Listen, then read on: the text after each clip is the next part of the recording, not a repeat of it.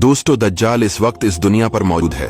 दज्जाल अभी आया नहीं है और किसी को पता नहीं है कि दज्जाल इस वक्त कहाँ है और आखिर में जमीन के किस हिस्से से निकलेगा।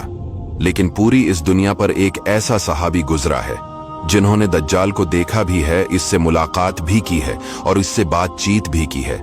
दोस्तों, वीडियो को जरा गौर से सुनिएगा।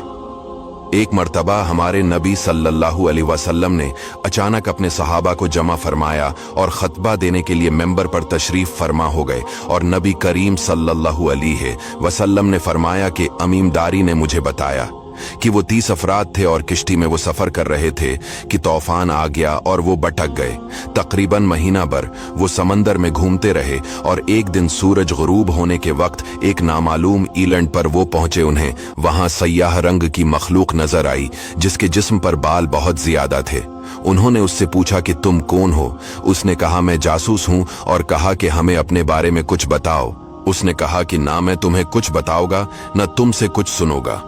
तुम उस बदखाने में जाओ, वहां एक शख्स तुम्हारा बड़ी बेचैनी से तुम्हारा वेट कर रहा है, वही तुम्हें कुछ सुनाएगा भी और बताएगा भी।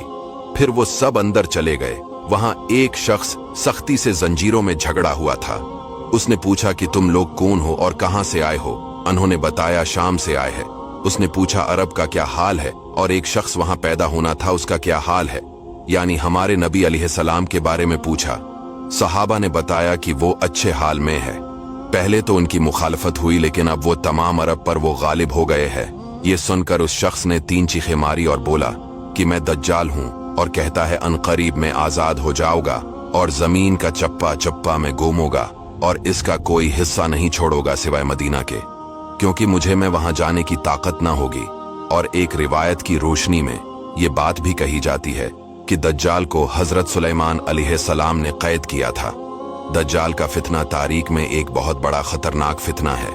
दज्जाल का जो हलिया बताया गया है वो ये है कि दज्जाल एक जवान मर्द होगा, लंबा कद होगा, एक आंख से काना होगा और एक आंख खून आलूद हो गए। दज्जाल की पेशानी चौड़ी होगी और उसकी पेशानी पर लिखा होगा काफिर, जिसको हर मुसलमान पढ़ेगा और काफिर को नजर ना आएगा। दज्जाल के निकलने से पहले दुनिया बहुत बुरी हालत में होगी। इसके निकलने से पहले 3 साल पहले इस दुनिया में खशक साली फैली होगी। दीन के मामले में लोगों में कमजोरी पैदा हो चुकी होगी। तब दज्जाल ईस्ट साइड से अस्बहान या खुरासान शहर से निकलेगा और जमीन पर 40 दिन रहेगा, जिनमें से एक दिन 1 साल के बराबर होगा, दूसरा दिन महीने भर के बराबर होगा और तीसरे दिन हफ्ता के बराबर होगा। इस मद्दत में दज्जाल अपने गड्ढे पर सवार होकर सारी दुनिया का चक्कर लगाएगा। दज्जाल के इन फितनों की वजह से अहले ईमान सख्त परेशान और तंगी के आलम में भागकर दुखान नामी पहाड़ में पनाह लिए हुए होंगे। लेकिन दज्जाल उनका पीछा करके पहाड़ का गैरा करेगा। तब अल्लाह पाक हजरत ईसा अलैहिस्सलाम को नाजिल फरमाएगा। जब हजरत ईसा अलैहिस्सलाम इस दुनिया में आ जाएंगे तो उनको देखते ही दज्जाल ऐसे मेल्ट होगा जैसे पानी में नमक मेल्ट होता है। आप अलैहिस्सलाम दज्जाल को मकाम-ए-लित पर कत्ल करेंगे और उसके फॉलोअर्स में से किसी को भी जिंदा नहीं छोड़ेगा।